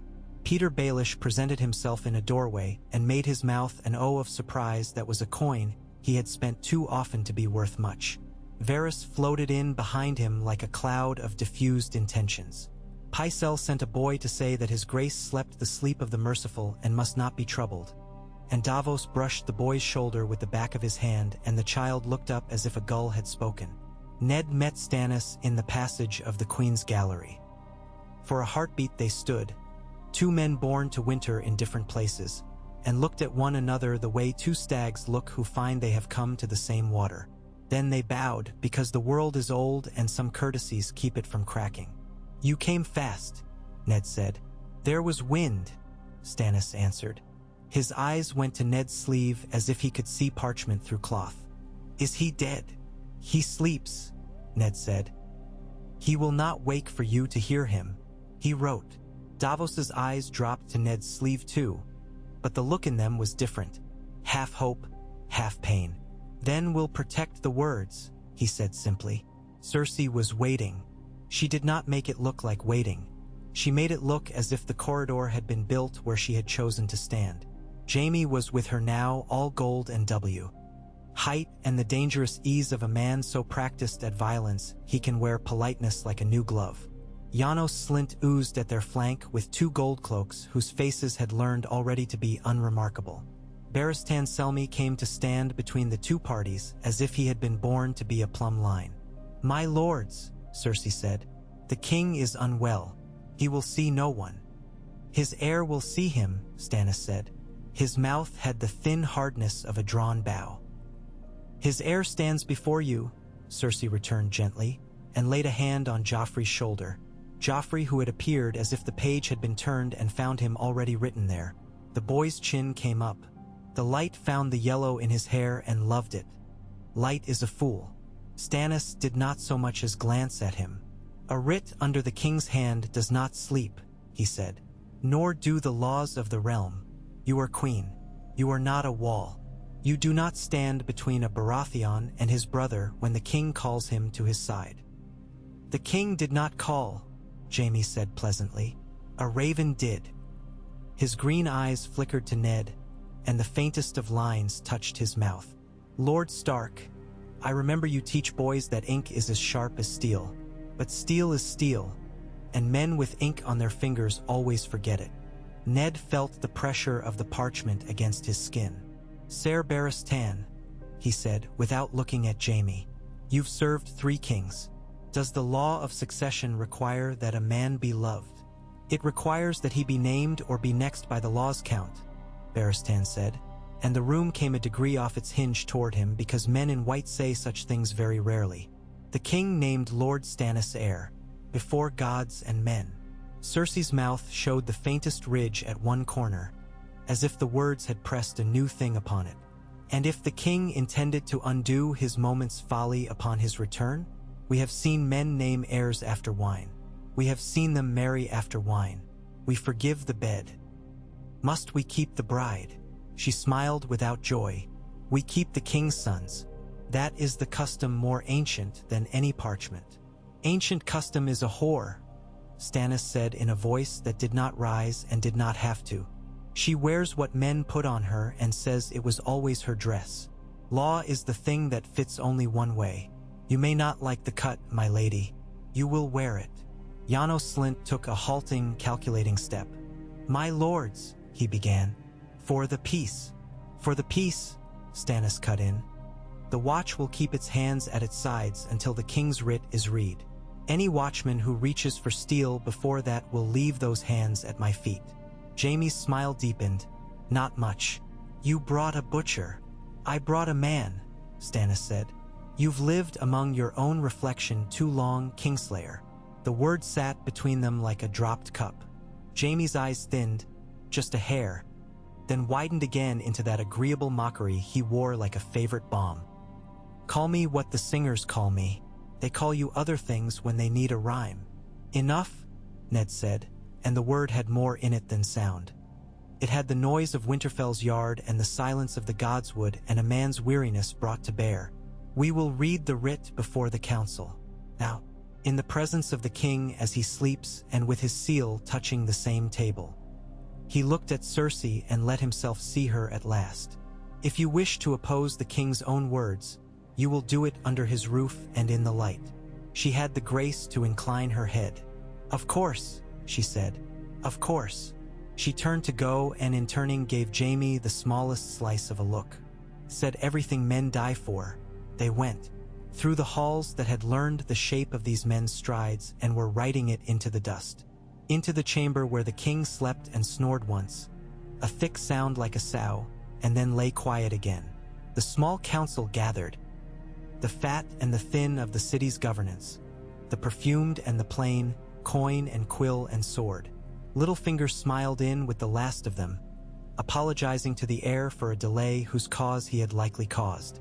Ned took the writ from his sleeve. He did it without flourish, without a small man's savoring, and that alone set some shoulders at ease. He read. The words were simple ones. The room's air changed shape as words do to rooms. When he came to the phrase that described the condition the king had named, "If I die without trueborn issue of my body," he let it sit a heartbeat. He did not glance up. He did not need to. The phrase did its work, going to the queen like a serpent under a coverlet. "Under this writ," he finished, "in the king's hand and with the king's seal, Stannis of House Baratheon is heir and shall be styled Prince of Dragonstone and Protector of the Realm upon the king's death." Pycelle coughed, phlegm bubbly. Varys folded his hands the other way up. Littlefinger spread his fingers as if to show he held nothing, which always meant he held something. Barristan bowed his head the smallest amount. Jaime shifted the weight on his bladed hips. Cersei smiled very slowly. "The king is not dead," she said. "He will be," Stannis said, with the sort of bleakness that admits of no offense because it is only truth. "In hours, in days, it doesn't matter. The law doesn't like to be surprised. We must set the seat while he breathes." Cersei looked at Joffrey, and the boy looked at the bed. His mouth had a set that suggested he heard the chorus of the self he loved singing inside him. "King, king, king." Children at that age always love the song they think they taught themselves. He stepped forward, sudden, light on his feet with the quickness of a cat. "I am the king," he said. "My father is sleeping. You will all bow. Now." "Boy," Stannis said, but the word had no derision in it. It had weather. "You will call me uncle while you still can." Joffrey flushed, beautifully. He put his hand on the bedpost as if it were a thing that could make him taller. Jaime took one step that was not a threat and looked at Stannis with the politeness of an executioner waiting for the condemned to finish a prayer. Janos Slint's hand went to his belt and stopped halfway because Davos Seaworth had moved without moving and was near enough to him now that their breaths could share secrets. "We don't need the Watch's hands today," Davos said softly. "We need their eyes. Don't lose them." Slint swallowed, and his fingers eased. Then the king moaned, and the room's soul creaked. Robert turned his head and his lips worked in his hand. The big hand with its scars and its stories found the edge of the sheet and tugged it as if it were an old friend. Pycelle fluttered. Ned went to him and bent. He had bent like that over his sister once, and his back remembered the angle and hated it.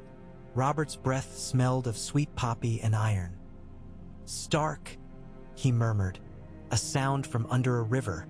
Don't let them make a mess when I'm gone." His eyes cracked. They found Cersei, and for an instant they were young and then old and then shut again. "Stannis," he said distinctly, all at once. As a man says a word he has been trying to catch across a field in the wind. Then he slept again as if he had cut the line himself. Ned straightened. He felt suddenly as if his bones were hollow reeds someone was blowing through and the song was not his. "You have heard," he said. "We will set guards outside this chamber from my household and from the Kingsguard by Ser Barristan's command. No one changes a word on that parchment while the king breathes. No one removes it from this room. When his grace leaves us, we will do what the law requires with no tricks and no swords drawn." Jaime's head cocked, agreeable, predatory. "And if someone disagrees? Then he makes his disagreement at the end of a noose," Stannis said.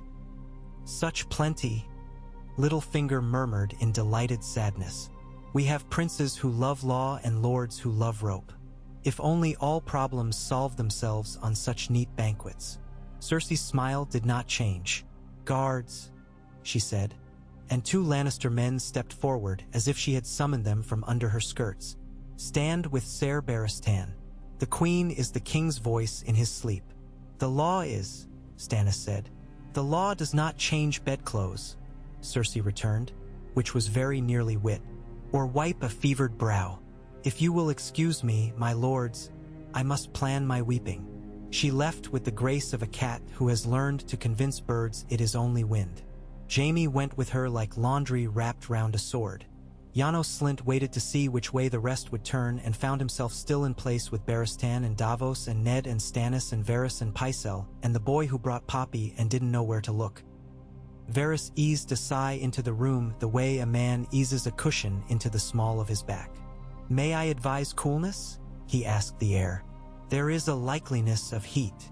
Advise the city to keep its doors closed tonight," Ned said. "I'll see the girls away by morning." Davos's eyes went to him. "I'll put a man I trust on your ship, not for the way, for the leaving." He tapped 2 fingers where rings did not sit. "Leaving is when men trip." Ned nodded once. "My thanks." The day stretched its length like a cat defiantly across a passage. Outside the walls, the wind changed and came off the sea, bringing with it a breath that was not yet cool but was not as hot as it had been. Within, the palace began to swell with visitors who were not visitors. Letters came scratching like mice at a cupboard door. From the Iron Bank with queries about continuity, from the High Septon with verses about humility that were not addressed to any particular sinner, from the master of ship's men who had not realized their master was now ashore and already choosing where to set his feet. The kitchen sent up bowls of broth for a king who would not swallow, and a plate of thin-sliced pears for a queen who would not touch them lest she be seen to be living by a fruit selection. Ned broke his fast on a bit of stale bread because his body insisted and because a man chewing cannot answer every careless question. Then he went to see the girls. Sansa was a posture that had taught itself to breathe. She rose when he entered and folded her hands and dipped her head, and then, because she was his, the posture broke, and the girl came running. She put her hands up to his shoulders with gentle desperation. "Father, I heard. Jane says the king is dying." Her voice lowered on dying as if the floor would hear. "Joffrey, the word caught. She was not a liar, and she did not yet know how to talk around a bruise. Joffrey is a boy who has been told he is a man," Ned said. He brushed her hair once with his fingers. "We are going home. Home." Her eyes filled and emptied. "But no, I am to be queen. We are to be married." "The queen," she said. "She told me." She bit her lip hard and became the lady again and failed at it. "Please, father, please don't make me leave. He loves me." Ned had been a boy once. He had loved a few things in a way that put an ache under the ribs and made the world seem arranged for him. He looked at his child and wished he had better gifts to offer than truth. "He loves himself," he said softly. "And the idea of you, that idea has golden hair. You are more than that. You will come home and remember it." Tears dropped without violence. She bowed her head. "If you command," she whispered, and the words had the broken glory of a girl trying to be great enough for pain. May I say farewell?" "No," Ned said gently. "There will be time if the gods are kind. If they are not kind, there will be none." Arya slipped out from behind the bed curtain as if she had been poured there by mischief. "I'm ready," she announced as if they had spoken of it. "I packed my needles. Syrio says to travel light. He says heavy men drown first." Ned reached and caught her shoulder and pulled her into him. She went gladly and then wriggled like a pup. "You will do exactly as Jory says," he murmured into the tangle of her hair. "If he says run, you run. If he says hide, you hide. And if he says kill?" Her grin was a knife's promise. "Then you remember you are 9, he said, "and you let someone else be a killer for you." She made a face and then nodded because he had asked her to, and because under all the iron filings in her blood was a core of obedience she offered only to those she chose. "Syrio says the man who doesn't see the hand moves when the hand moves all the same," she said in a rush. "He says the world is a sword, that the edge is always somewhere." "He's not wrong," Ned said. He kissed each brow. He thought of another brow, smooth with fever, eyes like sun on ice. A promise he had kept long past, where most men could see why promises matter. He left them to Jory and the hushed flurry of departure. In the throne room, later, the heat climbed over the stones and lay there panting. The Iron Throne crouched like a malice the room had made for its own amusement and then regretted. Men came and went around it, voices lowered, swords speaking that little language of chime and scrape that means nervousness more often than battle. Stannis stood at the foot of the dais and looked at the jag of metal with a dislike so pure it might have been a kind of piety. Davos stood nearer the door, habitually where the men who would need to run could find a path. Varys drifted like a curtain. Littlefinger admired his own clean nails and planned a dozen futures that would not happen and two that might. Jaime came and did not trouble himself to look at the throne at all. His gaze went to Stannis and then to Ned, and then slanted toward the door, and the curve at his mouth made a promise that had nothing kind in it. "The Queen asks that the council convene to discuss the arrangements," he said. "Not the succession. The funeral. The succession is the arrangement," Stannis said. "The funeral is the arrangement," Jaime returned. "Since none of us are the stranger, we cannot order the other thing." Varys murmured, "The stranger dislikes schedules." For the benefit of no one, before the next breath could find its home, a horn sounded from the east wall. 2 notes, then 3, not alarm, but announcement. Men cocked their heads like dogs. In the corridor, boots made that sudden collective sound that means a party has arrived who must be accommodated. Ned's heart moved once, hard. He thought for a foolish second of the girls at the river and wished himself in 2 places like a saint in an old tale. Then he went with Stannis and Jaime and the others to the king's chamber, where the horn had always been meant to be answered. Robert lay very still, and the stillness was not sleep. A fly had found his lip and was worrying it as if it could pull out a sweetness that had never been there. Pycelle sighed. the professional's relief at a completed work. Cersei stood at the window and did not turn of a moment. When she did, her eyes were bright but not swollen. She had wept with craft. "His grace is gone," Pycelle intoned. "We are bereaved." "Send for the bells," Cersei said. "The city will wear black. Lord Stark, the writ." Ned eased it out. His hand had gone very calm. Grief had made a quiet in him it always had, even in the midst of rage. He put the parchment on the table beside the dead man's hand and flattened it and did not let any tremor show. "By the king's voice and seal," he said. "Lord Stannis." The door burst inward.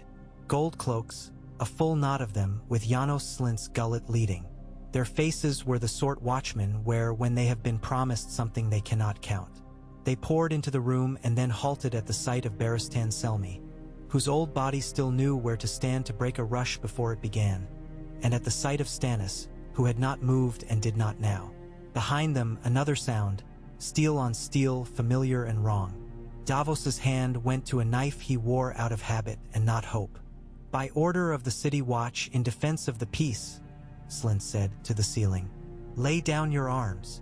"By order of whom?" Stannis asked, and the words were so flat they made the air feel thinner. Slint's eyes flicked to Cersei and away again, quick, missing nothing and pretending to. "The Lord Protector," he said, and he was a brave little man saying it. He savored the phrase. "Prince Joffrey." The room did the odd thing rooms do when a lie is thrown into them and fails to shatter. A slowing, a slight drift, as if time had become heavy syrup. Cersei's mouth eased, and she stepped forward and put one hand on the bed's post as if it belonged to her. "The king is dead," she said. "Long live the king. The council will confirm." "The council will read," Ned said. He felt suddenly the shape of a choice, an old shape, the kind with rough edges you can bloody your hands on and still not find purchase. "Ser Barristan, by the authority of..." "By the authority of a dead man's friend," Littlefinger murmured behind him, so softly and kindly it almost did not hurt. "Robert loved you. He loved his cups more. He loved his hunt most. He is gone. The city remains. And the men with coin in their fists." Ned moved. He moved the way the first snow comes in the north, without violence, and covers everything it must cover. He reached for the writ.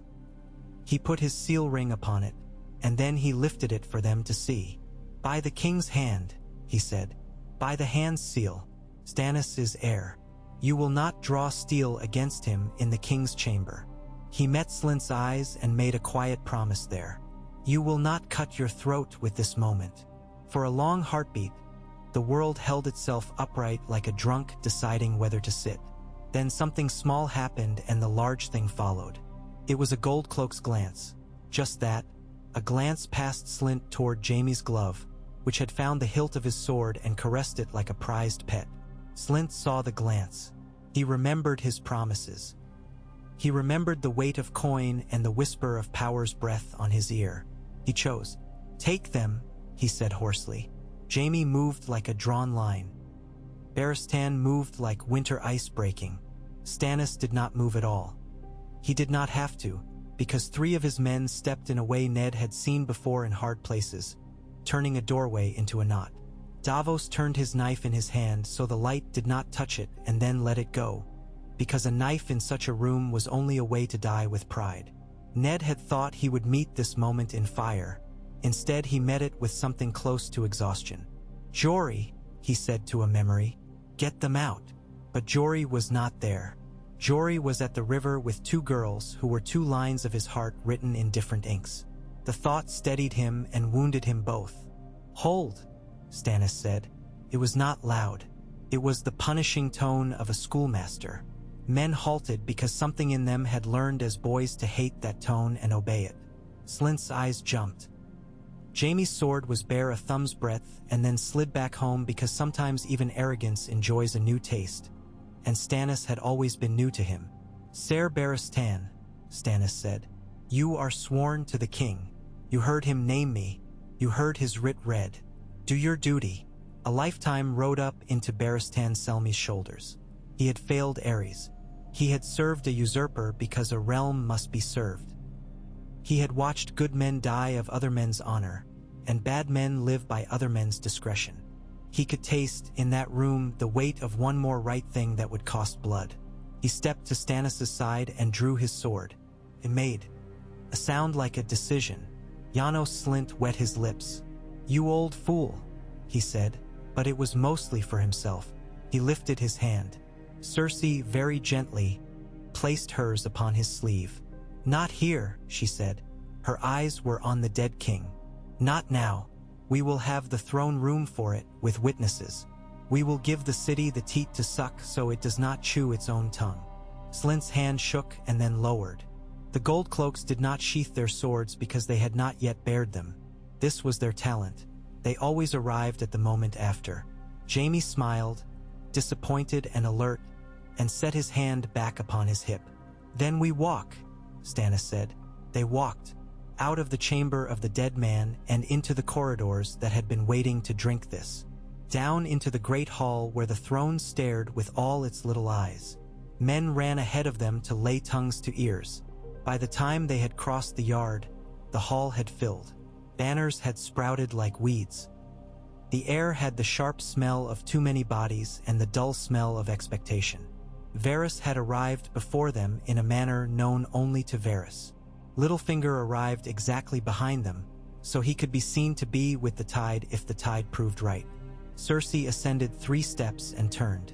She did it with enough grace that the mutters smoothed. Joffrey came behind her.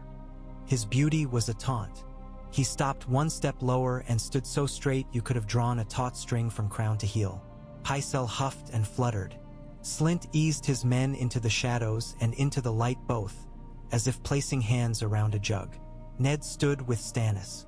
Davos took the place behind his lord that tells men who cannot count which man matters. Barristan stood at Stannis' right with his white cloak a vertical river, and Jaime took the far edge with that almost cheerful malice in him humming. "Lords and good folk of King's Landing," Cersei said, and the hall answered with the sort of silence that is not silence at all but 1,000 calculations holding their breath. "The king is dead." She did not need to say which. The hall knew the feel of certain deaths before the words catch up. "His son, Joffrey of House Baratheon." "Lannister," someone breathed. It rippled like a rumor. Cersei's mouth did not change. Professionally, she continued, "ascends by the custom of our fathers. The council will confirm this before gods and men at once." "The council will read," Stannis said, and took the steps until he and Cersei were nearly level. The mutter built. Men love the sight of those who hate each other coming close enough to smell each other's air. "By the king's hand," he said, and the parchment came out, and Davos's eyes looked at it as if it were a net he had once escaped and now had chosen. "By the law, there is no Joffrey of House Baratheon to ascend. There is only a woman who carried children not her husband's and a realm that will not be made a bastard for her ease." It struck like a spear cast over open ground, too hard to pluck back, too true to mistake. The hall groaned, a long animal sound. Half of them had known, half had only suspected, and a half of each did not care, so long as their bread stayed white and their purses heavy. But the words were out, and words have gravity. Cersei did not flinch. She had decided not to much earlier. "Slander," she said very quietly, and the room heard because she gave it no other choice. "The dead cannot be defended by mud thrown at the living. If Lord Stannis intends to bring his private envy to the city as if it were law, then he will find law there already." Her eyes found Ned's. "Or will the hand of the king say that a proclamation spoken between lances in the field binds a realm more than the custom of 100 years? Ned's mouth was dry. He found the well within him where the words he would not say for himself lived, and drew from it. "The king wrote," he said. "The king sealed. We do not pour wine for our laws. We put seals to them. And when a man with a seal slips on a boar's blood," Littlefinger called lightly, to laughter that had not decided what it should be, "do we give the boar a vote?" "Enough," Barristan said then, and his voice had not rung like that in years. It shut the hall like a door. You shame the dead with your jests. I served him. I heard him. I will serve his heir. That is the way of things. Janos Slynt made his choice a second time. It is easier the second time. He lifted his hand. From the shadows came the sound of crossbow strings tightening, that dry stick-breaking sound that makes the hairs lift along a man's forearms. Ned felt a moment's clear vision. At the back of the hall, a boy on a barrel craning, a woman with a baby who had decided to sleep through history, a man whose hand had gone to his knife out of habit and not intent and now would be counted as intent if it was noticed at all. Cersei opened her mouth. Stannis lifted the writ. Jaime's hand found his hilt. Davos set his weight to one side, ready to move the way men move who have learned to run on rolling decks. Varys closed his hands, and in some other part of the city a bell rang, slow and pewter dark, and the sound came into the room like fate. It was Sansa's bell, the one she heard as she stepped into the hold of a river cog while Jory's hand found the small of her back and urged, and she obeyed. It was Arya's bell, the one that made her grin because it sounded like a challenge. It was the city's bell for the dead king, and for the living trouble, and for a realm that had been a long time inventing this hour and would be a long time paying for it. Joffrey lifted his chin. "Seize them," he said into the bell. "Try." Stannis answered the bell, and then the hall burst. It did not descend into chaos. Chaos suggests a kind of relief. It rose into an order of a different kind, the order that violence always takes. Lines born in the heart, drawn with blood. Gold cloaks surged and split. Some went where Janos Slynt had pointed, and some went where their father's small lessons sent them. Toward white cloaks, toward honor, toward the habit of obedience to the thing that looks most like it has always been. Knives came out because men's hands are clumsy at unlearning. Crossbow bolts went in an arc that was always going to be wrong, and one took a man in the throat whose job it had been for 30 years to light candles with a long taper, and he went down clutching the air like a child. Jaime leapt like a man glad to be told to do the thing he had wanted to do since he woke. Barristan held, and then did not hold, because you cannot hold that long alone, and 2 of Stannis's men closed the hole.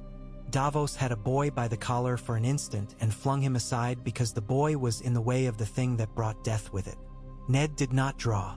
There is a moment where a man who does not draw is judged a coward by cowards, and a fool by brave men, and a father by the gods. He put his body where it must be, and he shouted, and his voice did something to some men and nothing to others. He saw Cersei's face unchanged, except at the corners of the eyes, which had tightened with the pleasure of a plan taking on its legs. He saw Varys step back 1 pace, calculating.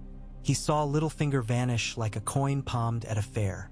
He saw Stannis's jaw tighter and tighter until it could not be tighter and still be bone. And then the hall learned that there had always been more of Stannis than men had guessed. For all the wrong men had crossbows and all the right men had only steel, for all the watch had been bought and the queen had brought her lions, there remained in that room enough of the older order to make an outcome possible. Barristan took a bolt in his white cloak that pinned it to his arm and made of him a banner. He wore it and came on. Stannis's men knew how to move in a press, and their axes bit at the staves of the gold cloaks more than at the men, because wood breaks and then men decide they are not as brave. Davos's quiet knife found the thong of a bow and cut it, because a bow is kinder to be rendered impotent than a boy is to be rendered dead. Slynt shouted for the rear ranks to close, and the rear ranks saw Barristan and closed around him instead like moths to a flame that loves them. Jaime came in, singing under his breath because it was what his blade did for him when it was happy, and he met Stannis at 3 paces and paused there because the world itself seemed to have come to watch. They did not touch steel. Jaime smiled. Stannis did not. Then a bolt, badly loosed, badly aimed, the sort that makes accidents seem like a god, took Jaime's shoulder, and you could see the surprise hurt him more than the iron. He laughed, but the sound was uglier than he intended, and he stepped back, and in that step the line changed. Cersei's eyes flared and then narrowed. Slynt faltered and then shouted too late. Joffrey screamed a wordless thing that tasted like metal. Ned did not see the end of it because there was no end. There was only the moment where Jory's face flashed in his mind, and the river and his girls, and he understood all at once that the hall would be a place a king remembered as the first of many or the last of one. He moved then the way a man moves whose feet have been taught by God's wood stones. He reached for Stannis's arm. Stannis shook him off and then, after that single dismissive movement, did the thing Ned had not expected. He looked where Ned's eyes had gone in that instant. Not at the throne, but at the door. "Out," Stannis said to Davos, and the smuggler moved at once, because command is a language they had taught each other. "We'll not be backing a pig into a sty. We'll be taking him to a field."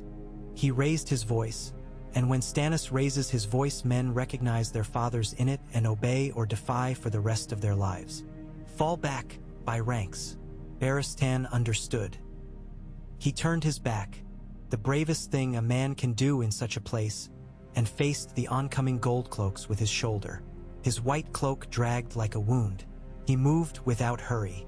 He was still beautiful in that old hard way that has nothing to do with hair. Jaime's laughter had stopped. He was occupied with his own blood. Joffrey was shouting for heads. Cersei was not shouting. Her face had folded into the calm that precedes the kind of order she likes. They made it to the doors, not uncut, not unbloodied, not unchaussed. Out into the yard that had been waiting to choose a side and chose none yet because yards love feet, not crowns. Up the rise toward the river gate while bells banged and the sun slid down the wall like a hand finding its way in the dark. Through a knot of small folk who looked up with wide eyes and then looked down because no one wants to catch a lord's fate with their gaze. Gold cloaks followed, and stopped where Slynt had told them to stop, because even in betrayal they obeyed habit. On the quay, Davos's men already had rope in their hands. The Fury rocked, eager and patient both. Stannis did not look behind him until he had one foot on the gangplank. When he did, his eyes went first to Barristan and found him upright, and then to Ned and found him blood-splashed and breathing. "Come," Stannis said, "or go to your northern gods. But choose." Ned looked up the hill where the red keep stood like a fist. He thought of a dead man on a bed and a living boy who believed himself a king and a woman who had made her grief into a weapon. He thought of the book on his table. He thought of the river and two girls and a ship's hold that smelled of pitch and apples gone soft. "I have chosen," he said, and his voice surprised him with its steadiness. "I will send my daughters north. I will not leave the city to you and lions to rip between you. I'll try to keep the small folks' heads from being used to fill your baskets." Stannis's mouth moved, almost a smile and not. "Then you'll have all the friends a man gets for doing the right thing," he said dryly. "None." He turned, cast off. Davos's eyes, gray and just, met Ned's for a breath. "I'll watch your girls travel 2 bends of river more than you paid for," he said. "After that, the gods have them." The Fury moved. The oars took the water's weight. The chain that would one day bite ships had not yet been born. The Blackwater was only a river and not a mouth with iron teeth. The ship slid into its gray.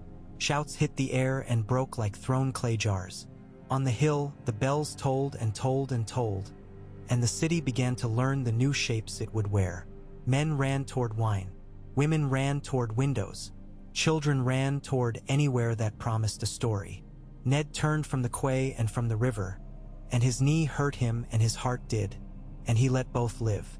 He started up the slope with Tomard at his shoulder and Varley a pace behind, and the heat came back at him like an animal you had once driven off and now had returned with pups. He would go to the throne room that had just tried to become a killing floor. He would go to the Tower of the Hand and the rooms where law was written with quills that squeaked. He would send his daughters downriver and he would meet Cersei on a page she thought she owned, and he would lose some things because that is the tax a man pays when he decides to stand where his feet tell him to. On the river, Sansa sat on a coil of rope because there was nowhere else to put a girl who had been told she was a queen yesterday and a passenger today. Arya lay on her belly and watched the wake and learned what water looks like when it has just been cut. Jory stood with his hands on the rail and named landmarks under his breath the way a soldier names saints in a strange country. At the bend, Davos's launch came up alongside for a moment, and the man in it lifted a hand and Arya lifted hers back because some gestures are not taught. They are born in you. Then he fell away and the city turned its face. Behind them, bells went on tolling. Ahead, The river ran under trees that did not care whether a stag or a lion wore a piece of iron on its brow. Above, gulls cried because gulls always cry. In the keep on the hill, a boy stood very straight and a woman stood very still, and a man with yellow hair bound a strip of linen with his teeth and made of pain another story to tell himself later. In a ship cutting down river, a man who had never learned to love pageantry frowned into the wind and counted what grain and men he would need to return and break a thing he believed bent wrongly. In a small chamber with a book shut upon a table, a fly finished its work and flew away, because even flies do not understand the weight of certain days. Night came on like a verdict that leaves room for appeal. Torches flowered. The first cries went up from the street of flour, bread sellers setting out black loaves and calling them morning bread. From the street of sisters, whores who had put on veils and found they were more popular veiled than ever. From Flea Bottom, men gambling with thicker curses than yesterday. From the Red Keep, steel once, twice, thrice as guards changed and men counted themselves again and again to make sure they were still there. Ned stood for a long time at the window of the Hans Solar and watched fire move over the city as if it were being written on a page with a careless lamp. He did not pray. He had learned long ago the gods of the south liked incense and arrangements. The gods of the north liked silence. He gave them some. When the knock came, it came like a man who has waited until the moment would no longer wait for him. Varys, of course. He slid in with the smell of powder and the look of having misted through keyholes. "A day," the eunuch said, warm with sorrow for a thing he had already made his peace with. "What a day! Tomorrow will be worse," Ned said. Varys's hands opened in a little helplessness. "Oh yes." Ned looked at him. "If you can keep Slint's men wired to his coin and not to their own fear for a single hour, do it. If you cannot, then at least keep knives out of the kitchens." "I am only a spider," Varys said. "I spin silk. Other men wrap it round throats. Spin somewhere else then." Ned sighed. "And if you know a priest who doesn't sell blessings by the pound, ask him to stand in the throne room in the morning and remind men that gods watch when men put crowns on boys." Varys smiled. It was tender and obscene and true. "We will see what gods can be made from men they fear," he said. "Shall I fetch the feather for Peter's cap? It helps him think." "Fetch him a noose," Ned said, and surprised himself. He felt something in him harden. A little. It was not Stannis's iron. It was a bit of Winterfell, a bit of ice in the heart that does not melt even in south heat. When Varys had gone, Ned took out John Arryn's book. He opened it where it fell and ran his finger down the names, the black hair and the brown, the patterns that men with pride call accident and men with eyes call truth. He closed it again. He thought of John, so neat, so careful, so dead for his tidiness. He thought of a boar, and of a boy with a chin lifted toward a throne, and of a man on a ship counting bolts and barrels. He thought of the way Sansa's hand had clung to his sleeve and of the way Arya had grinned at the bell. He thought that nothing in this city ended clean. He snuffed the candle. The dark came up.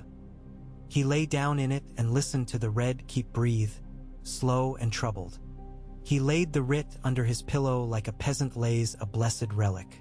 Sleep found him like an old friend you have not had time for, and he took it because tomorrow, there would be so much of tomorrow, and it would not care that he was tired.